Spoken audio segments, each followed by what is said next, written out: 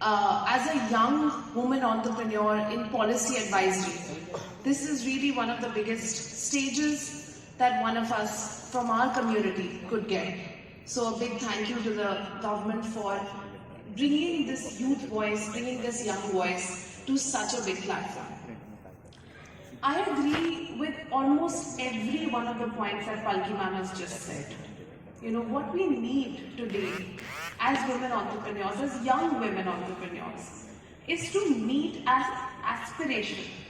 We have the aspiration to join the workforce.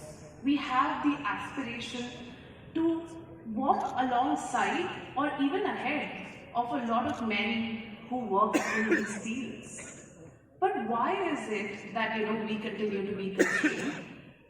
There are a number of factors, and I'll come to them today. But before I get into the challenges, I just want to take 2 minutes to go through some of the successes that we've had as a country. And why is it that India has become a shining beacon of hope all over the world? It's a global bright spot. It's important to also begin with acknowledging that. There have been successive governments over the last few decades that have supported the idea of women entrepreneurship. And it has actually started in Gujarat. The Self-Employed Women's Association in 1972, right here in Gujarat, was the first one that brought this concept of self-help groups, group lending. Today, Bangladesh has taken that concept and expanded it with microloans. But it started right here in Gujarat. One of the first and most successful all women-led enterprises of the country, Lijjat Papad, 1600 crores today, started with 7 Gujarati ladies. So we have a culture in Gujarat and in India of very strong women entrepreneurs who went against all odds in order to further their businesses.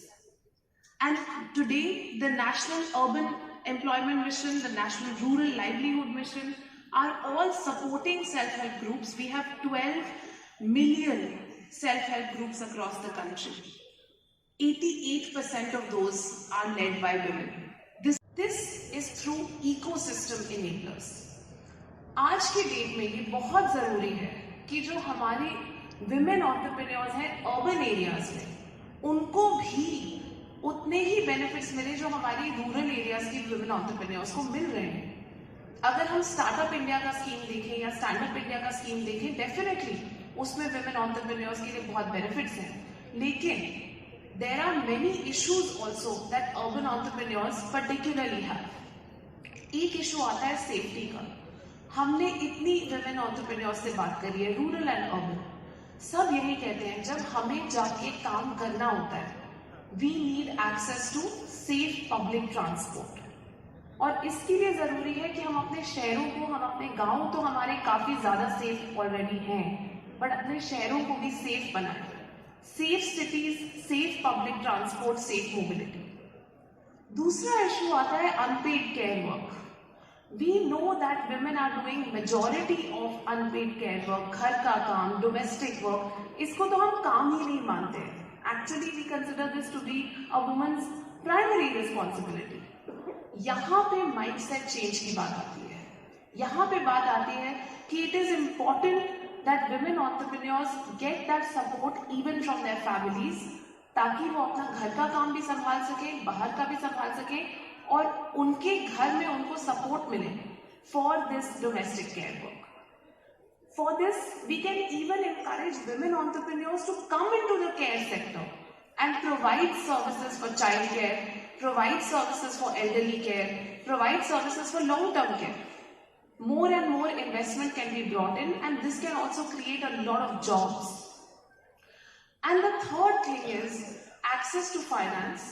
Of course, मुद्रा loans की वजह से collateral free lending हुई है, women सबसे बड़ी beneficiaries हैं उसके, लेकिन ये अभी भी छोटे स्तर पे हो रहा है।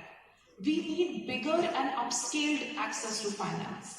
अगर हम आज venture capital funding देखें, तो for every 100 rupees that a venture capitalist is investing, only 1 rupee is going to all women-led enterprises.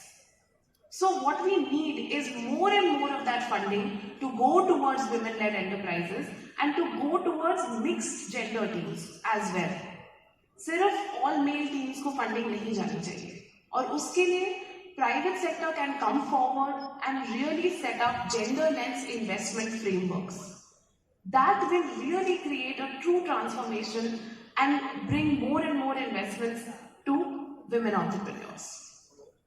The most important thing, one which I have not yet mentioned, is about exposure and confidence. आज मैं यहाँ खड़ी हूँ क्योंकि मेरी एक education हो चुकी है, मैं बाहर पढ़ी हूँ, मैं यहाँ आई हूँ और काफी फोरम्स में मैंने प्रेजेंट किया है. But there are many women entrepreneurs जिनको ये एक्सपोजर और ये अपॉर्चुनिटीज नहीं मिलते एंड इसके लिए ये बहुत जरूरी है कि हम वो प्लेटफॉर्म्स क्रिएट करें, वो अपॉर्चुनिटीज क्रिएट करें so that women entrepreneurs from all areas, urban areas and rural areas, get the opportunity to talk in these forums, to make their voices heard, to go internationally and across the country to access market opportunities and get new ideas. So with that, I would like to say that we have come a long way in the last few decades, starting with the Self-Employed Women's Association to today having 12 million SLGs. But we also have a long way to go. Women entrepreneurs are a key part and a key lever for Viksit Bharat at 2047. Not only Viksit Bharat at 2047, but for the new, achievement of a $5 trillion economy much sooner. But to unlock the full potential of women-led enterprises, it is important to create ecosystem enablers to really bring them to the forefront. Thank you.